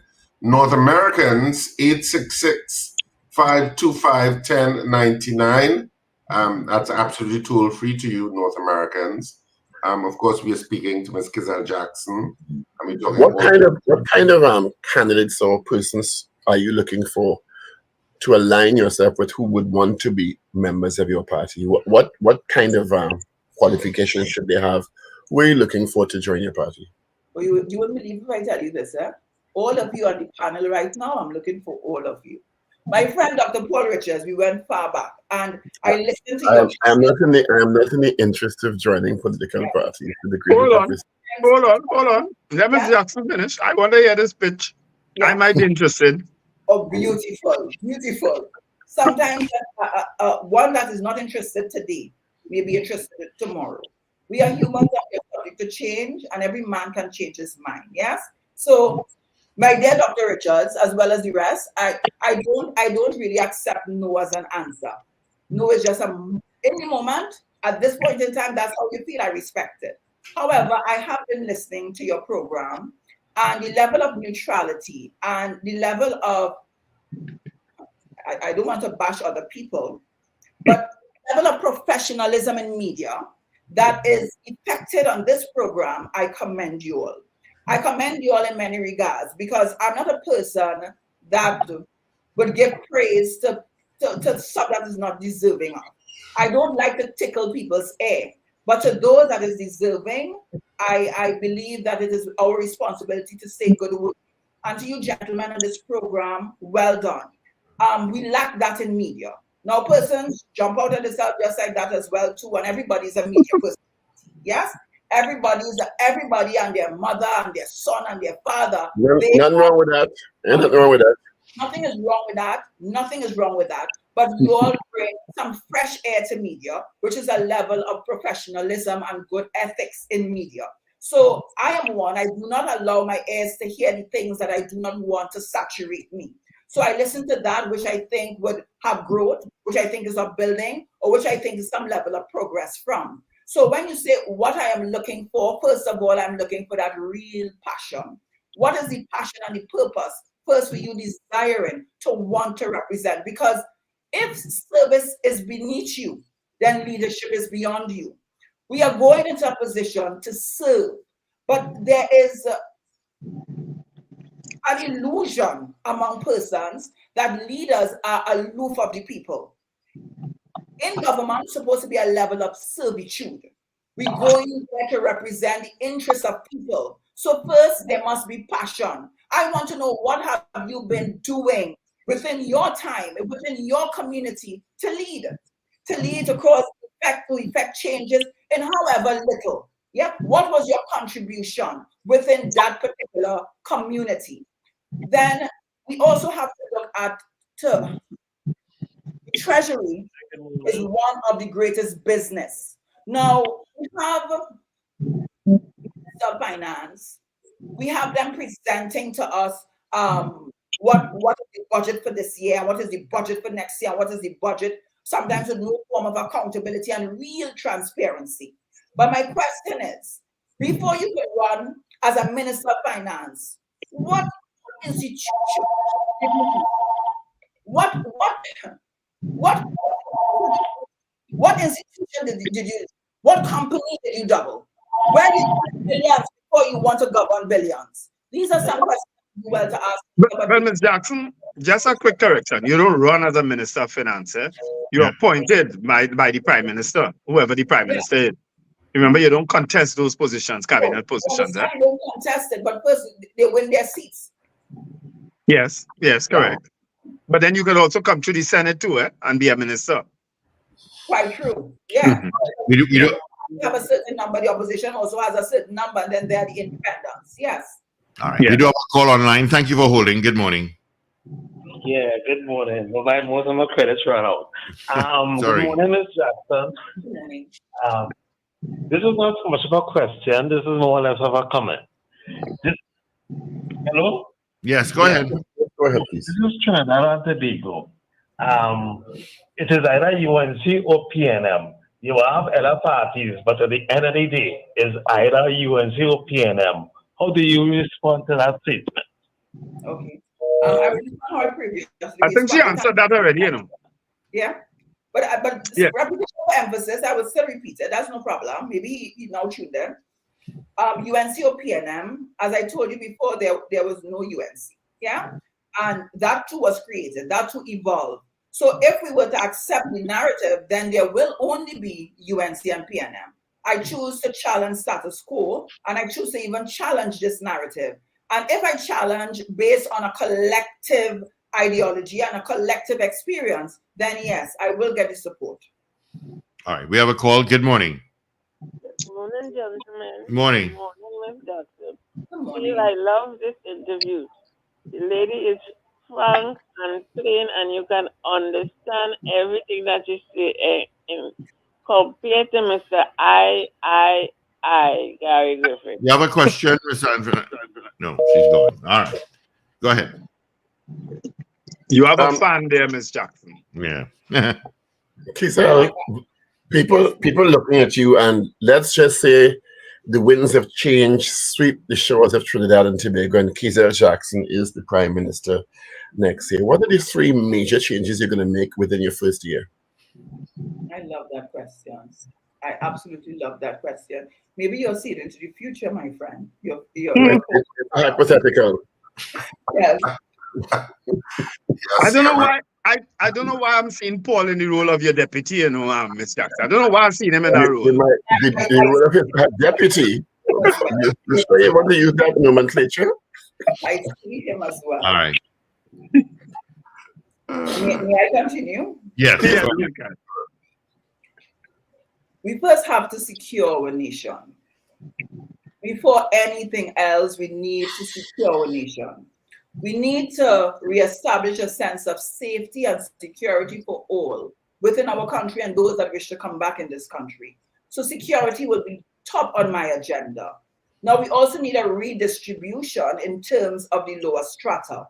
The lower strata, those that has been ignored, they have been forgotten. They were the ones that were the standard bearers, the temple guard, the devoted and faithful members of these parties. Yet still, they were sodomized. Let me just interrupt you a bit. So when you say you're going to make the nation safer, what specifically do you think needs to be done or you will do to do that? How can we make Trinidad safer? First, we must understand, take crime in a holistic nature. Crime cannot exist in isolation to all other factors. Factors being the social factors, the psychological factors, the economic factors. Now, if time permits, maybe I could expound on this a bit. Now, we have to understand, if we're going back to Merchant's theory, is that what persons desire? What do you really desire? We all desire to be successful. And when this cannot be had by the traditional means, that is going to school, getting a good education, a good job, then they go to the non-traditional sectors, that is the black market of gang and gang crime. What is also happening in terms of these sociological factors is that we have a growing hustler mentality among single mothers. They are hustlers now, looking to put bread on the table. That is, they're now absent from the homes. There is little or no supervision in these homes. We have also an economic factor with a high rate of unemployment and underemployment, that many young persons, despite great aspirations and ambitions, they cannot seem to get a job. Now, we have to create, through diversification, new economy, and also expand what we have. Now, Trinidad and Tobago, first of all, I love our culture, but our culture is not properly marketed. We are a dramatic people. We are beautiful people. We are people full of expression. And when you look at our carnival, we have carnival 2 days. Like, really?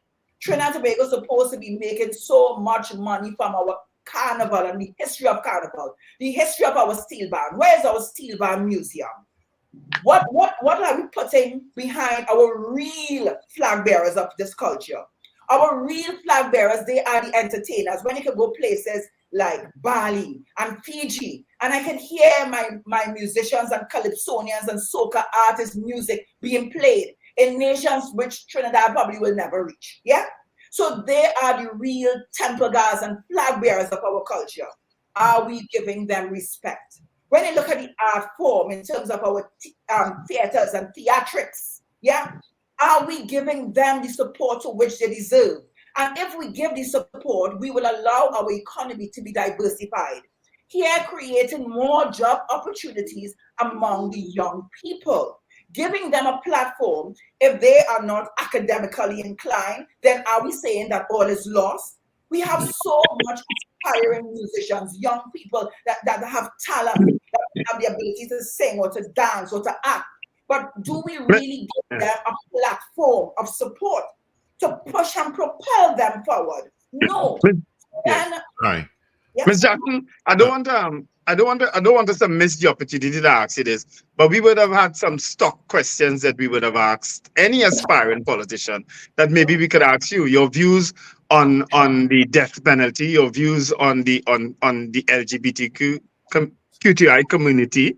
What were the other two, Richard? It used to be the legalization of marijuana. That was one, but that right. So we fixed that one. All right. Reproductive right. What happened on the Pratt Morgan? So in terms of the Pratt Morgan in Jamaica, our highest legal body is still the Privy Council. So the Pratt Morgan case is that if a person's on the death penalty beyond 5 years, do you know that we cannot hang them? Do you know that sometimes the government is paying taxpayers' money to criminals that is inside of these prisons, to murderers that is inside of these prisons? And I'm not talking about charge, but I'm talking about convicts. Yes. No, but what is your view? What is your view? Your personal view?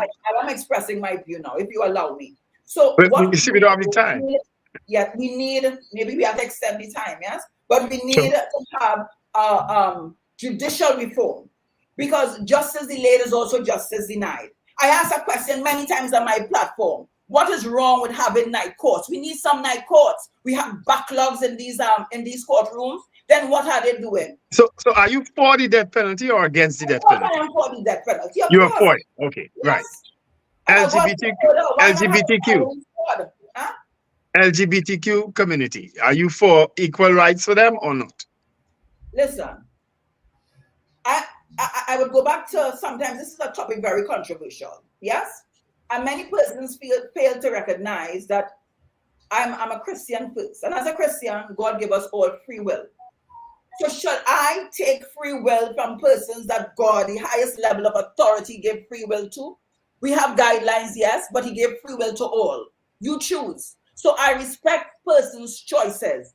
If it is not my choice, I still respect your choice. And we need to learn that in our country, to respect the choices of others. So yes, I do respect the choices of others. It may be very colorful, but who is the judge? Am I the judge? No. And I don't in our last, you have 2 more minutes. Can your closing comments as to what your party and yourself represents and what we can look forward to at the launch on the 11th of July? No problem.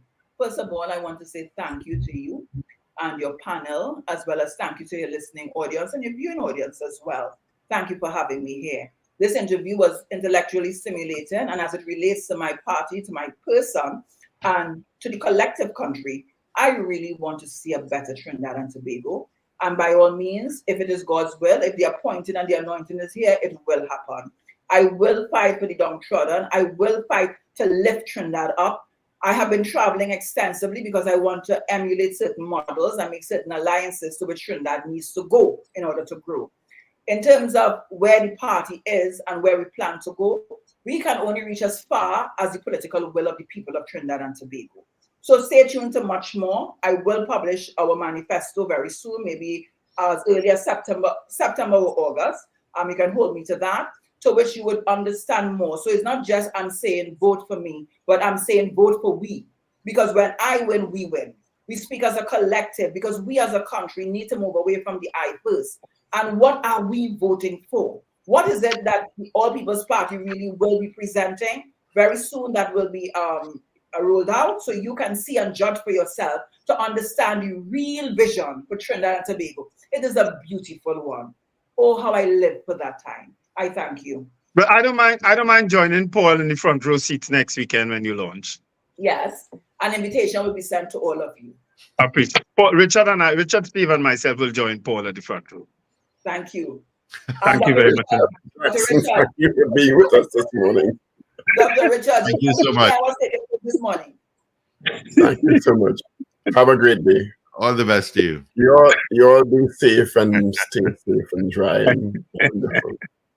All right. I had a bar suit out here while I here one time, Paul. A bar suit for? To join you in the front row. Join me in the front row. You're trying to tempt me this morning, but I will not be taking. Look, I only see parts here coming up, right? Because I'm using my phone, and I just say I have a big something. You all have a great day. I see the word big, and then and wonderful. Have a great, safe, wonderful day, sir. Yeah. And those in Jamaica that's listening to us, our thoughts are with you guys. I know Haiti is getting hammered a little bit right now. Oh dear. So Yeah. see what Just remember, of course, the theater is on next week, Sunday at 6:30 p.m. at Napa. It's the final show of Love is a Walk.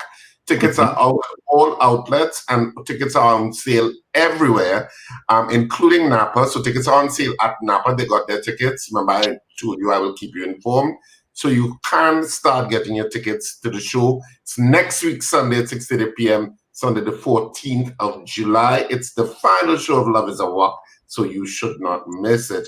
You can check RSR Productions Theater page on social media. RSR Productions Theater is what it's called, for all of the information, including how to buy tickets online. You should not miss it. It's going to be a fantastic show at Napa. We've spoken about it.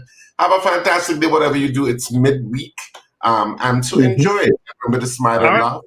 For your I won't be on tomorrow, but happy Independence 4th of July to all my family and friends in the United States of America tomorrow. And folks, have a wonderful day. Remember to let go and let God. Bye-bye.